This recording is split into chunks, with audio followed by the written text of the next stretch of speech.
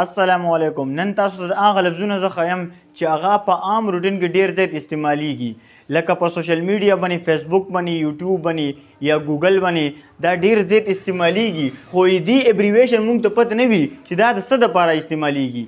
لکه فار ایگزامپل پلانې موږ لیکلی دی چې پی ډي ایف. اوس پی ډي ایف خو راځي هلکه ماته پی ډي ایف پکار دی، هلکه ماته پی ډي ایف پکار دی، خو پی ډي ایف چاته پته نشته چې پی ډي ایف یې څه ده. نو نن به موږ دې په باره کې وایو چې پی ډي ایف څه ته وایي، یو ایس بي څه ته وایي، جي پي ایس څه ته وایي، وائی فای څه ته وایي، وغیره وغیره. دا به موږ وایو. نو ډېر غور سره ماته غوږ کېدی تاسو.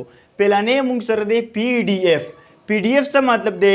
پورټیبل ډاکومنټ فارمیټ. دویم نمبر دی موږ سره یو ایس بي.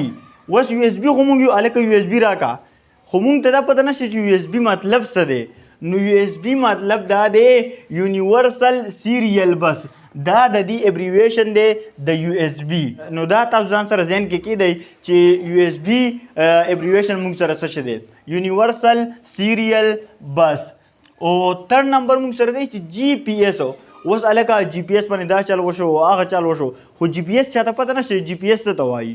جی پی ایس مطلب دا دی ګلوبل پوزیشننګ سیسټم. دا د جی پی ایس موږ سره ابریویشن دی. دغه رنګ موږ سره دی وائی فای.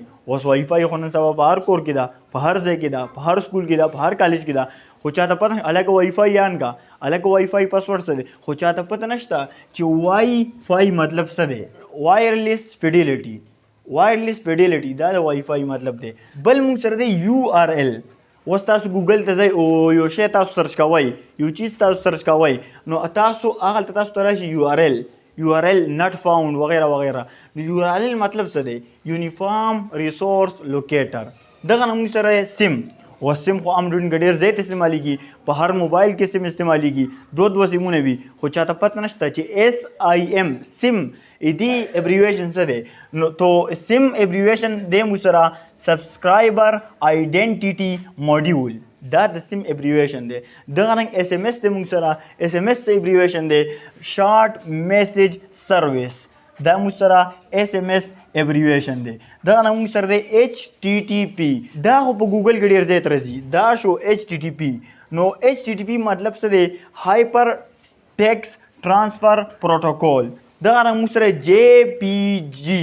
جے پی جی جوائنٹ فوټوګرافیک ایکسپرټ ګروپ. او بل موږ سره ډبلیو ډبلیو ډبلیو. اوس دا خو ډېر زیات استعمالیږي په ګوګل کې. نو دې مطلب څه دی؟ دې ابریویشن څه دی؟ ورلډ وایډ ویب. جزاک الله.